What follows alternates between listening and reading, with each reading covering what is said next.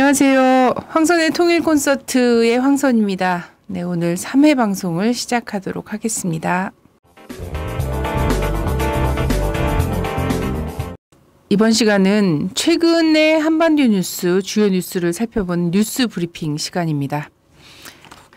16일 일본 아사히 신문이 한미일 3국이 올해 여름 하와이 해상에서 처음으로 탄도미사일 방어 연합훈련을 실시한다고 보도했습니다.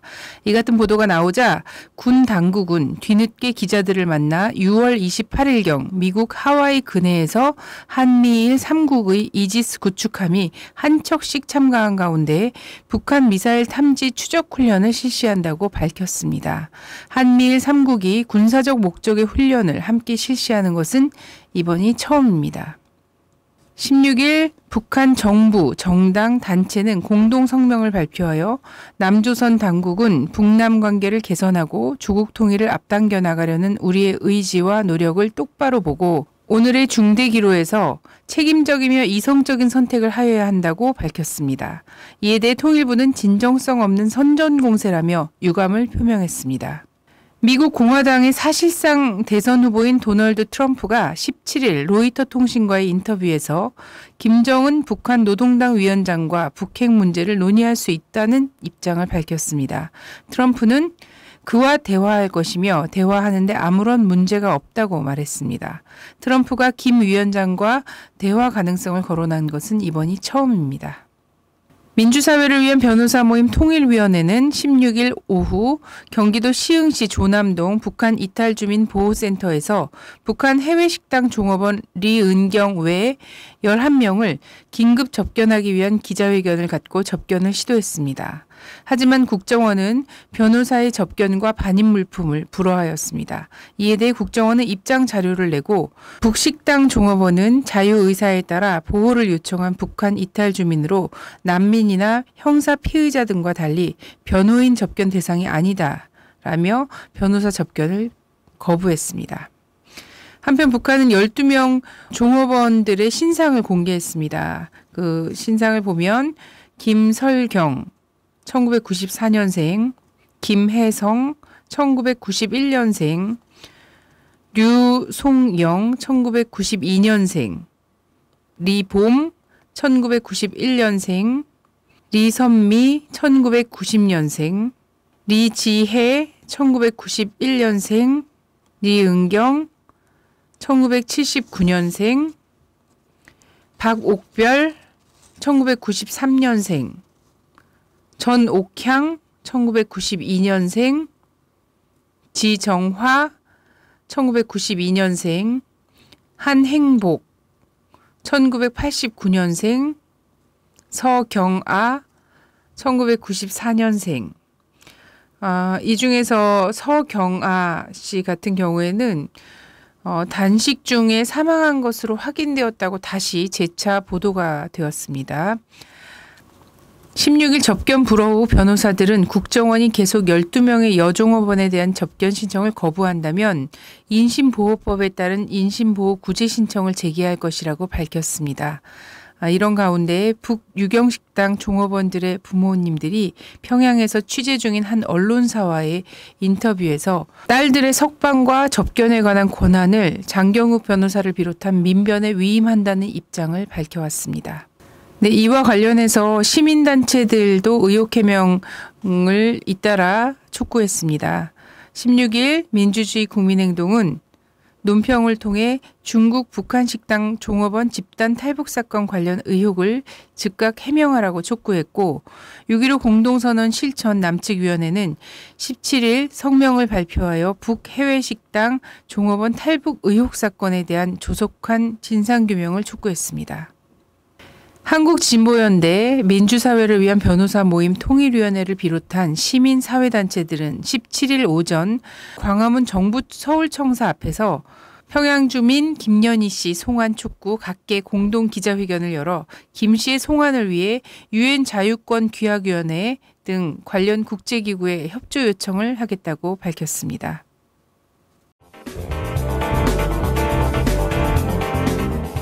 예, 천안함 사건을 이유로 해서 이명박 정부가 내린 그 조치가 있었죠. 5.24 조치라고 해서 남북 관계를 거의 뭐 동결시켰는데요. 그 이후 6년이 다 되었습니다. 이 5.24 조치 해제를 위해서 그동안 굉장히 노력을 많이 해 오셨는데 그래서 작년에 그 한겨레 통일문화상도 받으셨어요. 예. 부끄럽습니다. 유동호 남북경협 비대위원장님을 모시고 남북경제협력에 대해서 생생한 증언 말씀 들어보도록 하겠습니다. 안녕하세요. 안녕하십니까. 예. 정말 귀한 자리에 보잘것없는 사람 초대해 주셔서 정말 감사드립니다. 아유, 별 말씀. 정말 너무 감사드리고요. 그동안 정말 정말 쉽지 않은 세월이었잖아요. 예. 5.24 조치 이후에 6년이 흐르도록 계속해서 이곳에 희망을 갖고선 계속 한 길로 좀 매진을 해 오셨는데, 자, 남북경제협력 협회, 예, 여기가 어떤 일을 하기 위해서 만든 곳인지를 좀 먼저 소개를 해주시죠. 예. 그동안 이제 이명박 정부에 의한 이 5.24 조치, 어떤 의미에서 분단선 위에 또 다른 분단선을 이제 그은 조치인데요. 그래서 많은 국민들께서 5.24 조치라고 하는 게 있는지도 모르시는 상황 속에서 좀 국민들께 그러한 부분들을 알리고 좀 우리나라가 계속 이렇게 암울한 어두운 어떤 분단과 분열이라고 하는 게 사회 곳곳에 팽배해서 그렇게 어둠으로 치닫는 것보단 우리가 상황은 어둡지만 밝은 미래를 향해서 좀 국민들이 다 함께 뜻을 모아서 나갈 수 있도록 하고 또 더불어서 이제 남북경협 기업이라고 하는 분들은 어떤 의미에서 개인의 경영 활동을 위해서 이제 남과 북을 오가면서 경제 활동을 한 거지만 대승적인 차원, 대의적인 차원에서 보면 꿀벌들이 소화적으로 생존권을 위해서 일을 하는 게 결과적으로는 이 어마어마한 자연 생태계에 커다란 역할을 하듯이 그런 지금 남북경협 기업들은 그러한 역할을 했다고 봅니다. 그래서 그분들이 지금 뭐 길게는 8년, 짧게는 6년간 전 재산을 북에다 투자하고 완벽하게 하루아침에 이제 그렇게 돼서 고사 상태에 있는데 그분들의 피해를 좀 어떻게 해서라도 조금이라도 최소화시키려고 했었던 활동이 이제 비대위 활동인데요. 네. 2015년도에 많은 어떤 뭐 만족할 수는 없지만 축구 대회도 하고 노동 쪽에서 그리고 인도적 지원이라든가 사회문화 쪽에서 많은 교류들이 있었고 그래서 대통령께서도 뭐 통일대박이라든가 이런 어떤 정책 비전도 좀 말씀을 하시고 해서 좀 비대위를 좀 더 발전적으로 좀 변화시켜서 기업인들의 좀 보다 좀 강건한 어떤 조직적 형태를 만들어서 협회를 통해서 좀 새로운 남북경협의 지금 제2의 남북경협의 시대를 좀 준비하는 그런 활동을 하기 위해서 이제 협회를 만들었죠. 네. 예. 어쨌든 미래를 굉장히 낙관하기 때문에 현재는 굉장히 힘들지만 낙관하기 때문에 계속 이어갈 수 있는 활동이 아닌가 이런 생각을 하고요. 예, 그러니까 그런 차원에서 협회를 만들었는데 결과적으로는 지금 개성공단마저도 중단이 돼서 다시 비상대책위원회 깃발로 지금 다시 활동을 하고 있는 겁니다. 예, 참 구체적으로 어떤 사업을 통해서 이 경협에 딱 발을 들어주셨을까요? 한 2001년서부터 이제 북측을 오고 갔었고 그리고 결심을 해서 2003년도에 이제 지금 우리가 다음 우리를이라는 지우다우 사단법인 만들어서 백문이 불여일견이라고 북을 이해하고 통일에 좀 준비할 수 있는 인재들이 좀 우리나라에 많이 좀 만들어지고 그리고 특히 이제 청년들의 통일에 대해서 깊이 있는 의식들과 체험들을 좀 공유했으면 좋겠다는 생각을 했어요. 그래서 2003년 8.15를 기념해서 815명의 대학생 대표단 그때 126개 대학에서 이제 학생들이 참가를 했었는데 최초로 대규모 육로 방북을 해서 8km 행군해서 이제 북녘으로 들어갔고 그 3박 4일이었는데 학생들이 거의 하루도 제대로 자질 않았어요. 왜냐하면 너무나 벅찼기 때문에 그렇습니다. 그리고 북녘 땅을 처음 밟는 학생들 같은 경우 신발을 벗고 맨발로 나의 또 다른 조국을 정말 온몸으로 느끼고 싶어가지고 맨발로 들어가고 뭐 실내에서 안 자고 밖에 나가 침낭 가지고 나와서 그렇게 자고 그런 모습을 보면서 막 가슴이 막 벅찼죠. 네. 네? 내가 정말 이렇게 큰 일을 할 수 있었구나, 할 수 있구나라고 하는 저 자신에 대한 의아함도 생기고 그랬었는데 보잘것없는 사람이. 그래서 이거 끝까지 해야겠다. 그 우리의 이 핏줄들을 온몸으로 느끼고 그래서 가슴을 부둥켜 안고 그런 게 진짜 통일 아닌가. 그래서 그들이 다시 우리 대한민국 사회로 와서 통일의 씨앗이 돼서 만방에 통일의 그 전사가 돼서 활동을 하고 이걸 계속 해야겠다 이 생각을 했죠. 그래서 한 3년가 4년간 거의 뭐 매년 한 2만 명 정도씩 그렇게 해왔어요. 근데 그런 과정에서 이제 기회가 돼서 이제 그 이후에 아마 2005년인가 6년도부터 이제 경제협력 쪽의 길을 좀 한번 노력해보고 싶었어요. 예. 네. 아유. 그렇죠. 그때 기억이 납니다. 2003년 네. 예, 저도 아직 여전히 이제 청년 학생 그런 운동하고 있을 때였는데 지우다우 차단법인 안에 회원 활동도 하고 이렇게 하는 친구들이 정말 즐겁게 막 활동했던 육로 방북을 그 맨발로 내 땅을 밟으면서 가는 이런 시절이 다시 와야 될 텐데 이 북측과 어쨌든 자주 만나다 보면 알게 모르게 예상외로 굉장히 동질감이 큰 부분도 있고 예상외로 너무 유쾌한 그 명랑해서 깜짝 놀라는 경우도 있는데 또 예상외의 충돌도 있지 않습니까? 네. 예. 그렇죠. 저희 경우에도 그런 경우가 있었고 그런데 뭐 약간 이견 이나 다툼 이런 것 중에서 좀 기억에 남는 부분이라든지 그런 아무래도 서로 또 살아온 이런 세계가 다르고 하다 보니까 이런 게 있을 텐데 그것을 또 극복해내야 또 다음 단계로 넘어갈 수 있고 하는데 보니까 2001년부터 뭐 쭉 이렇게 사단법인 활동을 하시고 경제협력 하시면서 이렇게 만나왔던 과정 10여 년에 걸쳐서 이렇게 만나온 과정이었을 텐데 어쨌든 계속 되게 지혜롭게 이 갈등을 극복하는 과정이 있었을 것 같아요. 제 생각에 그냥 옆집 형 동생 옆집 형 동생하고도 뭐 잘 지내다가 어느 날 또 싸우기도 하고 그런 거죠. 뭐.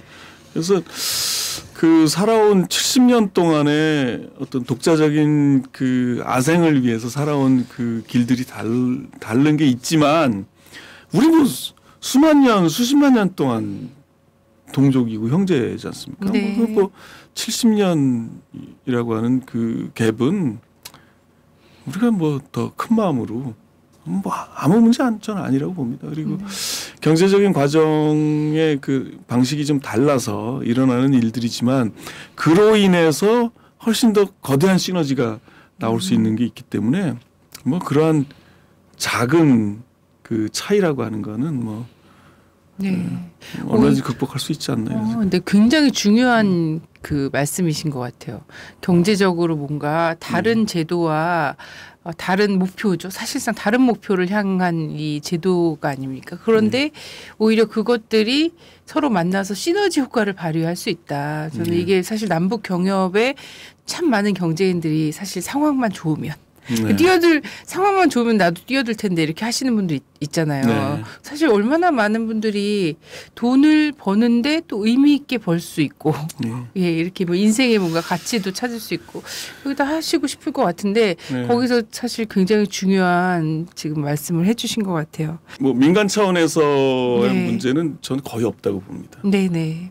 뭐 공산주의라고 사람들이 이제 명명하고 뭐 자본주의라고 명명하는데 어떠한 제도든지 간에 사람이 잘 먹고 잘 살고 행복하고 그래서 여유로워져서 내가 남을 도울 수 있는 기쁨도 누리고 이렇게 살고 싶은 게 사람의 삶인데 그걸 이런 방법으로 사냐 저런 방법으로 사냐 뭐 사실 그게 이제 제도라고 우리가 구분은 짓고 있지만 살아가는 과정에서 민간 차원에서 보면 그 제도의 차이가 뭐가 그렇게 클까? 저는 그렇게 크지 않다고 보는데 민간이 하고 있는 그러니까 어떤 의미에서 그 좀 이런 생각을 해봐요. 저는 남쪽 우리 대한민국 같은 경우 좀 너무 풍족해서 이렇게 막 자기 그릇만 채워서 이렇게 잘 먹고 남은 여분의 에너지는 좀 남을 도울 수 있도록 그렇게 하면 좋은데 이게 잘못하다 보니까 이게 막 넘치고 넘쳐서 자기도 못 먹으면서 계속 썩는 게 있고 북쪽은 너무 피폐하다 보니까 너무 각박한 그런 게 있어요. 제가 볼 때.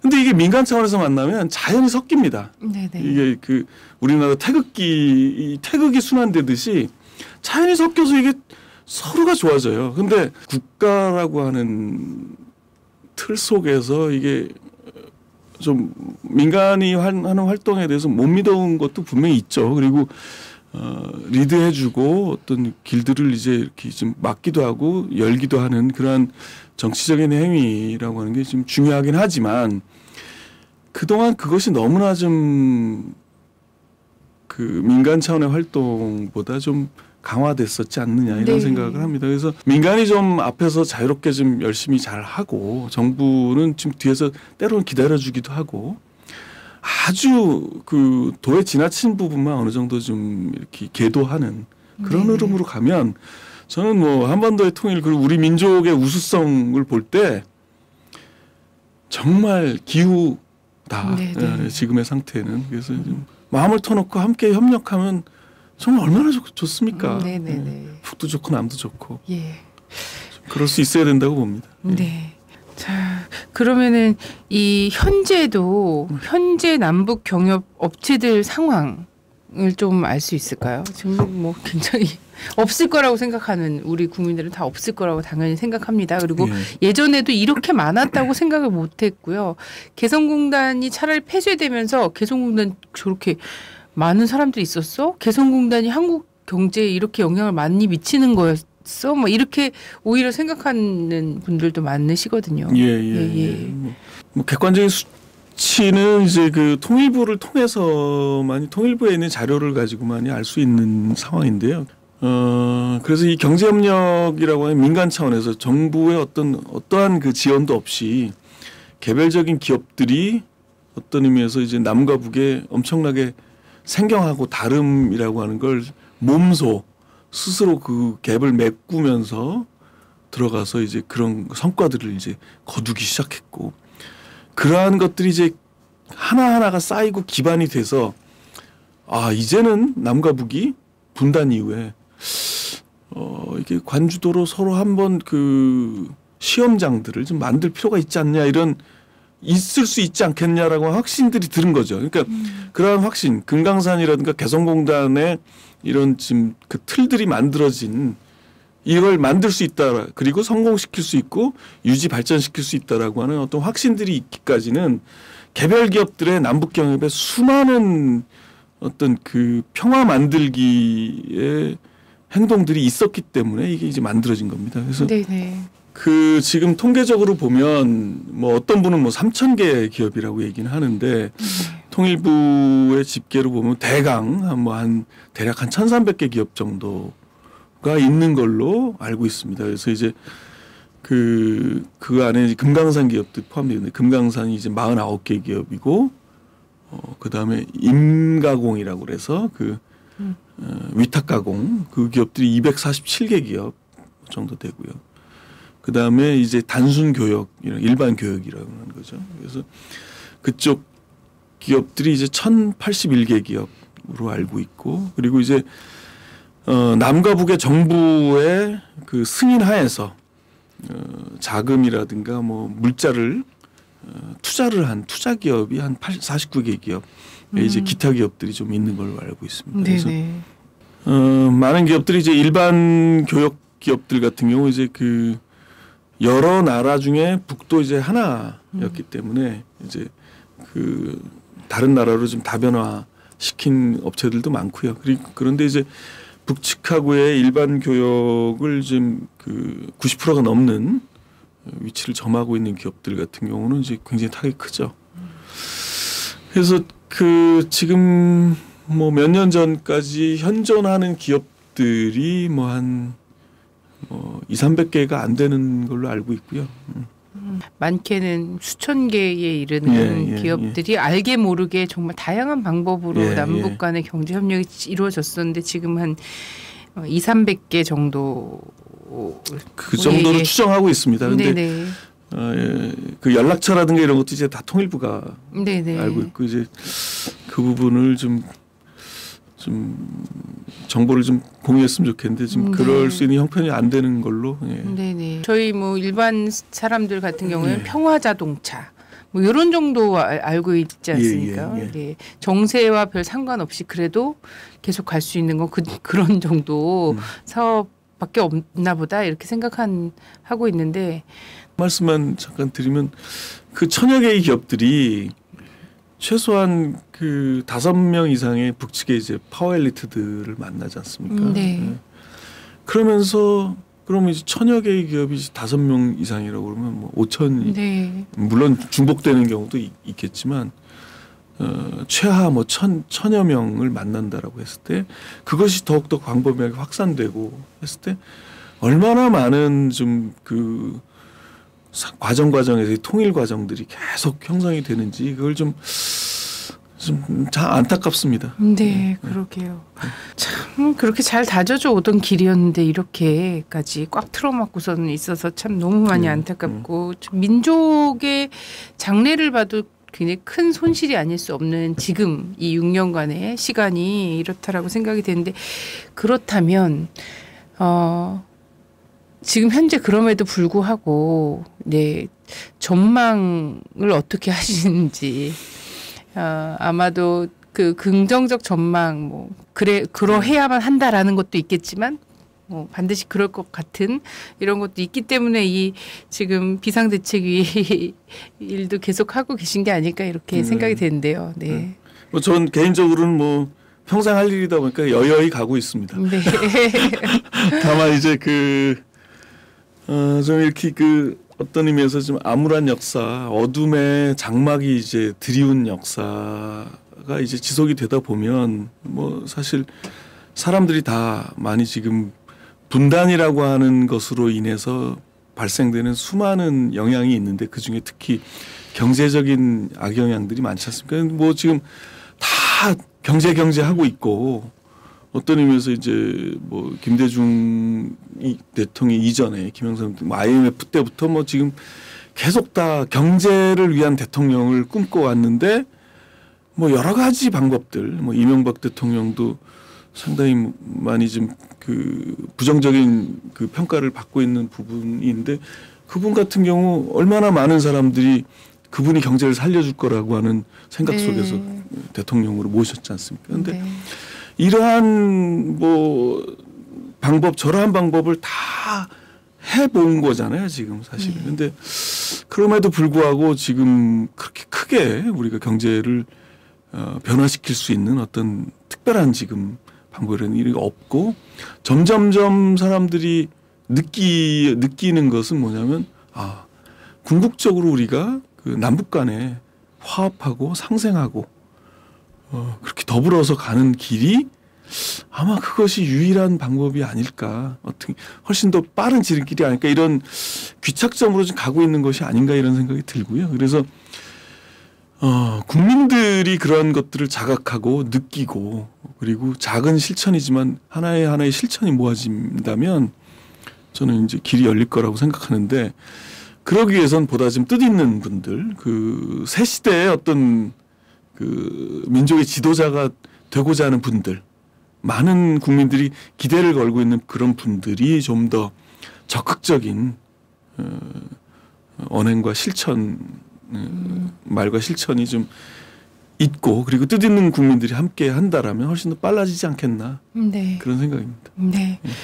네, 지금 뭐 세계 경제가 위기라고 하고 사실 초강대국이라고 하는 나라들도 전부 경제적으로 전망을 어떻게 그려야 될지를 진짜 되게 난감해하고 있는 상황인데 그래도 우리에게는 길이 있어서 참 다행인 것 같아요. 어떤 면에서는 그 길을 계속 부정하고 있는 분들이 계셔서 그런데 빨리 그 길을 찾을 수 있도록 되었으면 좋겠습니다.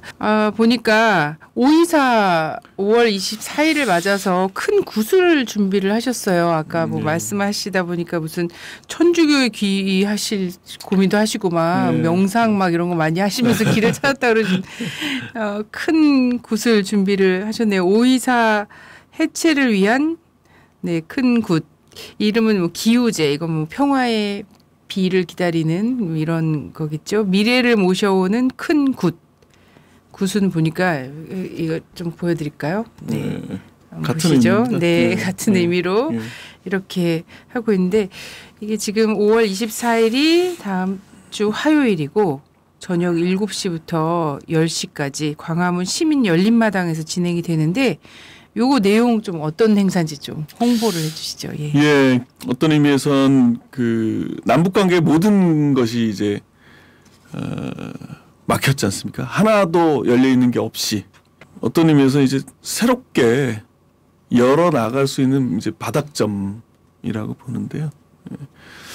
그래서 그 5월 24일 5.24 5주기가 되는 날 그 남북 경제협력을 하는 전 기업과 그리고 금강산 관광 관련 기업 그리고 개성공단의 어떤 그 뭐 소수가 될 수 있을지 모르겠습니다만 대표성을 가지고 대표단이 오고 그리고 6.15 공동선언 실천 남측위원회 이제 거기에는 이제 제 그 대한민국 내 한반도 평화를 위한 제 단체가 이제 다 포함이 돼 있지 않습니까? 그래서 전체가 하나 돼서 다 같이 한반도의 평화를 노래할 수 있는 그런 문화제를 이제 생각을 했고요. 그리고 특히 이제 차세대 그 민족의 지도자가 될 분들도 지금 다 함께 오셔가지고 좀 이대로 가는 것보단 더 좀 긍정적인 방향은 좀 변화를 줘서 변화의 바람을 좀 불게 해서 새롭게 좀 실천적인 어떤 그 남북 간의 뭐 공동 번영과 상생의 흐름들을 만들어 나가야 되지 않느냐. 그것이 우리의 민족 미래 비전을 열어가는 첩경이지 않겠나 이런 그런 공유를 하고 그리고 그 5.24로부터 이제 6.15, 8.15 흐름으로 이어지면서 이제 보다 큰 국민들의 좀 반향을 불러일으키면서 실천 행동을 할 수 있는 계기가 될 수 있는 행사가 아닐까 이런 생각을 했고요. 그리고 굿이라는 형식은 굿은 사실은 이제 그 가진 자들의 이 잔치가 아닙니다. 사실은 이제 어느 마을 작은 굿도 있고 큰 것도 있지만 그 당대에 가장 헐벗고 굶주리고 가난한 사람들의 서름 그래서 있는 자와 없는 자가 같이 함께 음식을 공유하고 같이 노래를 하고 같이 춤을 춰서 막혀있는 가슴들을 열고 소통하는 그런 거죠. 그래서 이 소통이 오죽이 크면 산자와 죽은 자의 소통까지도 하지 않습니까? 그래서 굿은 소통이고 모여들미고 그리고 속에 있는 한을 툭툭 털어내서 시원하게 한번 털고 그래서 서로 함께 하나가 될 수 있는 그러한 장이죠. 그래서 우리 민족 고유의 정말 지혜가 있고 그 안에는 엄청난 예술이 있고 음식이 있고 화려한 컬러 색상이 있고 뭐 웃고 울고 그러한 그 꺼리낌 없는 소통의 장입니다. 그래서 남과 북도 이러한 그 굿의 의미들을 좀 같이 이제 찾아서 한번 좀 시원하게 그 5.24가 해제되는 날 남과 북이 다 함께 한번 우리 민족굿을 한번 하는 날이 좀 왔으면 하는 생각입니다. 네. 그러니까 가수들도 막 나오고 그러니까 국악단 그죠? 예, 국악인들, 성악가, 뭐 어린이 중창단 굉장히 많은 예술인들이 또 함께 하세요. 뜻을 모아주셨습니다. 그래서 정말 너무 감사합니다. 참. 네, 아까 말씀하신 것처럼 소통과 또 하나됨과 그리고 한풀이 이런 장이 될 수 있을 것 같고요. 이게 또 광화문에서 되지만 머지 않은 때에는 판문점 앞마당에서 한번 남과 북이 해야죠. 할 수 있도록 대성공을 기원합니다. 아유, 감사합니다. 네. 우리 그 주권 방송에서 응원해 주시면 대박입니다. 뭐 불가능한 것도 기적처럼 일어난다는 그런 일인. 그 시청자분들께 마지막으로 한 말씀의 당부 부탁드리겠습니다. 그 주권 방송 시청자분들께서 좀 이렇게 큰 뜻을 내주셔서 5월 24일 화요일 날 저녁 7시에 광화문 시민 열린마당입니다. 그래서 그 시민 열린마당 뒤에는 또 미 대사관 옆인가요? 네, 옆에는 있고 앞에는 또 우리 과거의 선조들의 왕궁터가 있고 그 뒤에 이제 대통령께서도 계시고 왼쪽에는 이제 정부종합청사도 있고요. 또 저 사이드 쪽으로는 일본 대사관도 있고 뭐 다 있죠. 거의 중국 대사관도 있고. 그래서 그 저희가 어떤 뭐 잘잘못을 가리고 어떤 정책에 대해서 성토하는 그런 자리가 아니라 다 함께 우리가 행복한 길로 미래 비전을 열고 가고자 하는 그러한 문화재이기 때문에 큰 뜻을 내주셔서 함께 와서 한반도의 평화 미래를 함께 노래하는 그런 뜻깊은 행사가 됐으면 좋겠습니다. 뜻을 모아주시기 바랍니다. 감사합니다. 네, 감사합니다. 정말 감사합니다. 네. 예. 안녕하세요. 김인성입니다. 제가 이번에 테러 방지법이 통과된 이유를 대비한 책을 발간했습니다. 우리의 디지털 데이터를 안전하게 보관하고 보안 대책을 수립할 수 있도록 도와주는 책, 김인성의 완벽한 데이터 관리입니다. 국정원이 합법적이고 무차별적으로 국민들을 사찰할 수 있는 테러 방지법 시대에 맞서 우리 스스로가 우리의 데이터를 지킬 수 있는 방법을 담았습니다. 이 책을 통해 우리의 소중한 데이터를 스스로의 힘으로 지킬 수 있는 힘을 가지시기를 바랍니다. 김인성의 완벽한 데이터 관리, 많은 구매 부탁드립니다. 감사합니다. 네, 이번 시간에는 북미 간의 핵대결사를 과거로부터 지금까지 돌아보는 조미료 시간입니다. NK투데이의 문경환 기자님 모셔서 조미료 시간 가져보도록 하겠습니다. 안녕하세요. 안녕하세요. 네, 오늘의 주제는 어떤 건가요? 네, 오늘은 한미연합 군사연습에 대해서 한번 다뤄보도록 하겠습니다. 네, 한미연합 군사연습 뭐 뉴스에도 많이 나오고 해서 굉장히 익숙한 네. 말이긴 한데 과연 이것의 정체는 뭔가요? 네. 네, 이 정체를 알기 위해서 일단 용어부터 좀 정리를 해야 되겠는데 왜 그러냐면 한미연합 군사연습을 부르는 명칭이 너무 많습니다. 언론마다 다르고 기관마다 다르고 사람마다 다 다른데 뭐 한미 합동 전쟁 연습이라고 하는 데도 있고 한미연합 전쟁 훈련이라고 하는 데도 있고 뭐 온갖 표현들이 다 나오는데 이게 뭔가 정해진 명칭이 없는 거냐 그럼 그걸 좀 한번 따져보려고 하는 건데요. 먼저 군대 용어가 이렇게 좀 정리가 됩니다. 훈련과 연습은 엄연히 다른 개념입니다. 훈련은 임무 수행을 위한 기술, 행동 방법을 숙달하는 과정 이렇게 정의가 돼 있는데 예를 들어 뭐 야간 훈련 뭐 이런 것들을 얘기하는 거고요.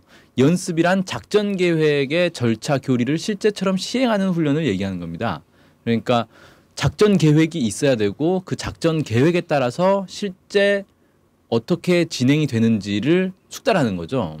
그래서 예를 들어서 이 지금 하고 있는 한미연합 군사연습의 대표적인 게 키리졸브 연습이 있고 그다음에 을지 프리덤 가디언 연습이 있는데 이것들은 모두 작전 계획 5027 그리고 지금은 이제 작전 계획 5015로 바뀌었는데 작전 계획 5015의 절차를 실제 밟아보는 거거든요. 그래서 이건 군사 연습이라고 칭하는 게 맞다. 훈련이라고 하는 건 정확한 표현은 아니다.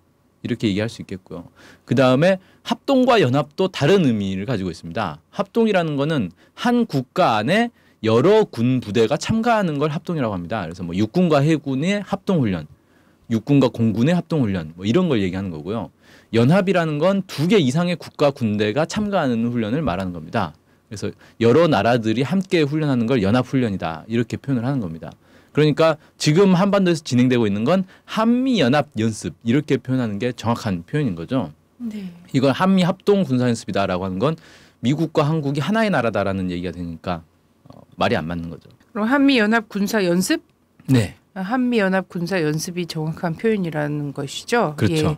한미연합 군사연습의 종류가 다양하게 있고 또 명칭도 좀 변해왔습니다. 그래서 종류와 변천사를 좀 정리해 주시죠. 네. 일단 현재 진행되고 있는 주요 연습에는 3월 달에 진행되는 키리졸브 연습이 있습니다. 그리고 같은 시기에 진행되는 독수리 연습이 있고요. 8월 달에 진행되는 을지 프리덤 가디언 연습이 있습니다. 키리졸브 연습은 지휘소 연습이고 독수리 연습은 야외 기동 훈련 이렇게 좀 서로 다른 성격을 가지고 있는데요. 쉽게 말해서 지휘부에서 이 전쟁 작전 계획에 따라서 전쟁을 어떤 식으로 전개할 것인가, 부대를 어디로 이동시키고 뭐 이런 것들을 하는 건 키리졸브 연습인 거고, 그 키리졸브 연습에서 지휘소에서 판단한 그런 작전들대로 실제 군 부대가 직접 움직이는 훈련이 바로 독수리 연습입니다. 그래서 저 용어의 뜻을 좀 보면 키 리졸브라고 하는 거는 중대한 결단 뭐 이런 의미를 가지고 있습니다. 그래서 뭐 북한과의 전쟁에서 어떤 결단을 하겠다 뭐 이런 이제 의미를 갖고 있고요. 독수리 연습은 정확하게 말하면 폴과 이글의 결합인데 폴은 당나귀, 노새 뭐 이런 뜻이고 이글은 독수리라는 뜻입니다. 그래서 저 폴이 미국의 어떤 특전 부대를 상징하는 거고 이글 독수리는 한국의 특전 부대를 상징하는 겁니다. 그래서 한국과 미국의 두 부대가 함께 연습을 한다. 여기서 이제 따온 용어고요. 을지 프리덤 가디언 연습은 8월 달에 진행되는데 지휘소 연습입니다. 그래서 이것도 마찬가지로 지휘소에서 지휘관들이 컴퓨터 시뮬레이션 이런 걸 통해서 연습을 하는 거죠. 그래서 뭐 프리덤 가디언 그러면 자유의 수호자 뭐 이런 뜻을 가지고 있습니다. 네. 그러면 이제 이 연습들이 어떻게 지금의 이제 시점에 오게 됐는가 이걸 좀 봐야 되겠는데 많은 사람들이 이제 좀 나이 있으신 분들은 팀 스피리트 훈련 들어보셨을 거예요.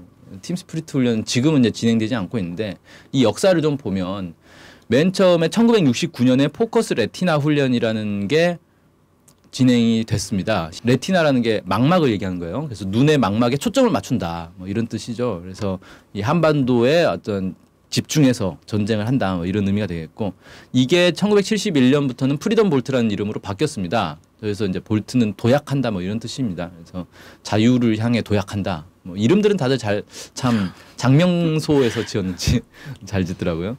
그 다음에 이제 1976년부터 시작된 게 팀 스피리트 훈련인데 저거 이제 팀의 그러니까 그 단결, 팀 정신 뭐 이런 의미인 거죠. 그래서 한국과 미국의 어떤 단결을 과시하는 그런 훈련 이렇게 좀 돼 있고 이 팀 스피리트 훈련이 1993년에 와서 잠깐 중단이 됩니다. 일시적으로. 그랬다가 다시 재개를 했다가 또 완전히 이제 중단이 되고 그러고 나서 이제 1994년부터 팀 스피리트 훈련을 대체하는 RSOI 훈련이라는 게 시작됩니다. 한미연합 전시 증원 연습이고요.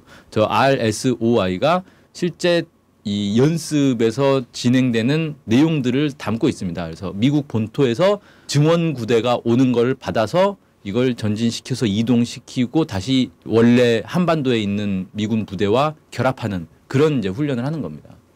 그러다가 이게 2008년부터 키 리졸브 연습이라는 이름으로 바뀌게 됩니다. 그리고 키 리졸브 연습으로 이름이 바뀌게 된 과정은 2008년부터 이제 전작권 환수 얘기가 본격적으로 진행되면서 한미 연합 연습에 한국 측에게 이제 이 작전 지휘권 이런 것들을 좀 가르치는 성격으로 좀 많이 바뀌었습니다.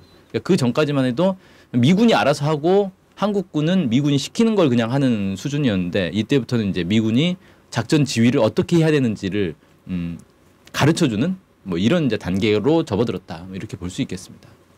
이 다음은 독수리 연습으로 넘어가 보죠. 예, 독수리 연습은 1961년부터 시작된 연습이고 가을에 원래 진행되던 독자적으로 진행되던 훈련이었습니다. 이게 2002년에 그 RSOI 훈련이 진행되면서 이것과 함께 통합시켜서 실제 야외에서 기동 훈련을 할 필요가 있겠다 이런 요구가 와서 가을에 하던 걸 3월 달로 당겨서 2002년부터 통합 진행되게 됐고 이게 RSOI가 키 리졸브 연습으로 바뀌면서 키 리졸브 독수리 연습 이렇게 현재는 진행되고 있습니다. 이제는 매 해마다 8월 달이면 이거 갖고 또 말이 많은데 을지 프리덤 가디언 연습의 변천사를 말씀해 주시죠. 네, 사실 이 연습이 한반도 이 한미 연합 군사 연습 중에서는 가장 역사가 긴 연습이다 이렇게 볼 수 있고요. 1954년 그러니까 정전협정 체결된 그 이듬해부터 바로 훈련이 시작된 겁니다. 포커스 렌즈 연습이라고 원래는 이름이 붙어서 이제 시작됐고요. 저 포커스 렌즈 연습은 계속 쭉 70년대까지 이어져 왔었고 이것과 별도로 한국 정부에서 하던 연습이 있었습니다. 1968년도에 북한의 112 사태라고 하죠. 청와대 기습 사건. 그걸 이제 거기서 이제 충격을 받은 박정희 정부가 정부기관들이 전쟁을 실제 이제 할 수 있는 준비를 해야 된다. 그래서 정부기관의 전시 지원 연습을 하게 됩니다. 이게 태극 연습으로 시작이 됐고요. 이 연습이 시작되면 정부기관의 모든 공무원들이 다 군복을 입고 실제 전쟁이 났을 때를 상정을 하고 훈련에 들어갑니다. 저게 그 이듬해부터는 을지 연습으로 이제 명칭이 바뀝니다. 그래서 을지 연습이 쭉 진행되다가 1976년부터 을지 연습과 포커스 렌즈 연습을 결합해서 하자. 그래서 미군이 진행하는 어떤 전쟁 연습과 한국 정부가 공무원들을 상대로 하는 이 전쟁 연습, 이 두 개를 결합해서 실제 전쟁이 났을 때 군과 정부가 어떻게 함께 결합해서 움직여야 되는가, 이런 것들을 연습을 해야 된다라는 판단에 미군에서 먼저 제안을 해서 함께 결합하는 걸로 이렇게 돼서 진행이 되다가 2008년도에 이것도 마찬가지로 키리졸브 연습과 마찬가지로 을지 프리덤 가디언 연습으로 명칭이 바뀌게 됩니다. 네. 엄청나게 오랜 역사를 자랑하고 그렇죠. 있군요. 네, 네. 반백년 이상의 역사를 네, 자랑합니다. 그렇습니다. 한미연합 군사 연습이 근데 일각에서 이제 핵전쟁 훈련이다 이렇게 주장을 하고 있는데요. 본질적으로 미국과 북과의 그 대결 자체가 지금 핵 문제를 중심으로 나타나고 있다 보니까 뭐 이렇게 얘기할 수 있는데 어떻습니까? 핵전쟁 훈련입니까? 네, 일단 한국과 미국 정부에서는 핵전쟁 연습은 아니다라는 거를 명시하고 있습니다. 그리고 실제로 한미 군사 연습이 진행되는 그 바탕이 되는 작전 계획들 봐도 실제 거기에 뭐 핵무기를 사용해서 뭘 어떻게 한다라는 내용들은 없습니다. 그러니까 작전 계획 5027도 마찬가지고 작전 계획 5015도 마찬가지고 여기에 물론 전문이 공개되지 않았기 때문에 사실 우리가 확인할 방법은 없지만 알려진 바에 따르면 여기에서 이제 핵무기를 사용하는 것은 상정이 돼 있지 않은 걸로 그렇게 알려져 있긴 합니다. 그런데 실제 작전계획 5027이나 작전계획 5015 위에 미국의 이제 전략사령부에서 작성한 작전계획들은 북한에 대한 핵 전쟁 계획들이 다 나와 있습니다. 그러니까 결국 작전계획 5027을 진행하기에 앞서서 북한에 대한 핵 선제 공격이 들어가 있는 작전 계획들이 여기에 결합돼서 함께 진행되지 않겠는가라는 걸 충분히 추정해 볼 수가 있고요. 이렇게 추정할 수 있는 이유는 뭐냐면 실제 키리졸브 연습이나 독수리 연습, 을지 프리덤 가디언 연습을 할 때 보면 미국이 핵무기를 동원합니다. 핵 폭격기를 탑재한 항공모함이 들어오고요. 핵 잠수함도 들어오고 B2나 B52 같은 핵 폭격기가 괌이나 이런 데서 한반도까지 날아옵니다. 이런 이제 실제 핵폭탄을 달고 있지는 않겠지만 핵 폭격을 할 수 있는 그런 이제 장비들, 핵 미사일을 쏠 수 있는 장비들이 들어오기 때문에 이것들이 언제든지 핵 전쟁을 할 수 있는 그런 훈련을 하고 있는 것 아닌가 이런 증거가 되는 거죠. 그래서 한미연합 군사연습은 핵 전쟁 훈련이 아닌가라는 강한 의혹을 제기할 수 있는 것입니다. 네. 그럼 이런 훈련이 지금 반백년 이상 세월에 걸쳐서 진행되고 있는 배경에 대해서 좀 이야기를 해주시죠. 네. 가장 이제 한반도의 이제 핵전쟁 연습으로 의혹을 받았던 게 팀스피리트 연습입니다. 팀스피리트 연습은 세계적으로도 가장 규모가 큰 전쟁 연습으로 알려져 있고 실제로 이 상륙 훈련 같은 경우는 뭐 세계 최대 규모의 2만 명 이상의 병력들이 한꺼번에 한 해안에 이 상륙을 하는 그런 이제 연습을 하고 있고 저기에 동원되는 군인들만 20만 명이 넘는 그런 이제 해도 있었기 때문에 매우 큰 규모였는데 이 팀스피리트 훈련을 왜 하게 됐는가 여기에 이제 두 가지 요인이 나옵니다. 첫 번째가 70년대 초면은 미국이 베트남전에서 이제 패배를 하기 시작할 때죠. 60년대 말부터 이제 패색이 짙어지다가 결국은 70년대 초에 베트남과 평화협정을 맺고 완전히 미군이 철수하게 됩니다. 베트남에서. 그러면서 미 군부에서 우리가 왜 베트남전에서 패배했는가에 대해서 원인 분석을 하기 시작합니다. 근데 이 원인 분석도 결국은 한국전쟁과 거의 비슷하게 나옵니다. 우리가 핵무기를 못 썼다. 그래서 패배한 거다. 핵무기를 왜 사용을 제한했는가. 앞으로는 핵무기를 적극적으로 사용해야 된다. 이게 이제 군부에서 요청하는 것이고요. 그런 이제 결론에 따라서 적극적 방어라는 개념을 만들어냅니다. 그러니까 말이 적극적 방어지 사실은 공격인 거고 핵무기를 이용해서 적극적으로 공격을 하겠다. 뭐 이런 개념이 나왔고 여기에 따라서 한반도 9.1 전쟁 계획이라는 게 입안이 됩니다. 이 9.1 전쟁 계획의 내용, 기본 내용은 첫 5일 동안에 미국이 가진 공군력을 최대 동원해서 폭격을 진행을 합니다. 이북 지역을. 어마어마하게 폭격을 한 다음에 나머지 4일 동안 지상군이 진격을 해서 북한을 이제 점령한다. 이런 내용으로 되어 있습니다. 이 5일간의 폭격 과정에서 어마어마한 이제 무기들을 쏟아붓게 되는데 여기에 이제 명시는 되어 있지 않지만 당연히 핵무기까지 사용해서 북한의 주요 지역들을 폭격하는 걸로 이렇게 상정을 하고 있습니다. 그래서 이런 계획들을 입안을 하고 실제 이런 계획이 집행할 수 있는지를 확인하기 위해서 1970년대 중반부터 미국이 팀스피트 훈련이라는 걸 시작을 했고 핵 전쟁 연습을 하게 된 것이죠. 두 번째는 유럽에서의 어떤 변화가 있었습니다. 1975년에 전 유럽 안전보장협력회의가 발족이 되는데 여기서 유럽에서는 한 개 사단 이상 연례적으로 하는 훈련을 금지를 하게 됩니다. 그러니까 그 전에는 미국이 유럽에서 충분히 훈련들 핵전쟁 연습을 할 수가 있었는데 이때부터는 핵전쟁 연습을 할 수 없게 된 상황이 됐습니다. 그래서 미국 입장에서는 뭔가 유럽을 대체할 수 있는 핵전쟁 연습 공간이 필요했고 거기에 가장 이제 알맞았던 게 바로 한반도였던 거죠. 한국에서는 전쟁 훈련을 해도 어느 누구도 뭐라고 하지 않기 때문에 한국 정부도 문제 삼지 않기 때문에 한국에서는 마음 놓고 핵전쟁 연습을 할 수 있었던 거고 그래서 1976년부터 팀스피리트 훈련을 시작을 해서 한반도에서 핵전쟁 훈련을 하게 됐다. 이렇게 좀 분석을 할 수 있겠습니다. 네, 예, 지금까지는 이제 조미료가 그 통일 콘서트의 한 꼭지가 아니라 따로 이렇게 여러분들 찾아뵙고 있었는데 이후에는 통일 콘서트의 한 꼭지로 주요 꼭지로 예, 여러분들 찾아뵙도록 하겠고요. 다음 회부터는 어떤 내용이 준비되고 있나요? 다음 회. 네, 원래 이 조미료가 북미 간의 핵대결의 역사를 살펴보는 거였는데 지금 우리가 보고 있는 북미 간의 핵대결 현재 진행되고 있는 것을 본격적으로 이제 다루게 됩니다. 지금까지는 그 이전 단계에서 북미 간의 이제 배경을 좀 다뤄봤던 거고 네, 다음 주부터는 본격적으로 북미 간의 핵대결이 어떻게 치고받고 진행이 됐는지 이걸 살펴보도록 하겠습니다. 참 오늘을 이해하는데 굉장히 도움이 될 만하다고 생각이 되고요. 네, 기대가 큽니다. 네. 감사합니다. 감사합니다. 네. 네, 이후 한 주간 각계 주목할 만한 일정들을 알려드리겠습니다. 오늘 5월 20일 금요일 오후 2시에 전교조 지키기 연대농성이 진행이 됩니다. 교육부가 오는 5월 20일까지 전교조 전임자들 모두 해고하겠다고 밝혀서 전교조 위원장단이 철야 농성에 돌입을 했는데요. 이에 대해서 함께 연대하는 자리가 되겠습니다. 광화문 정부종합청사 앞에서 진행됩니다.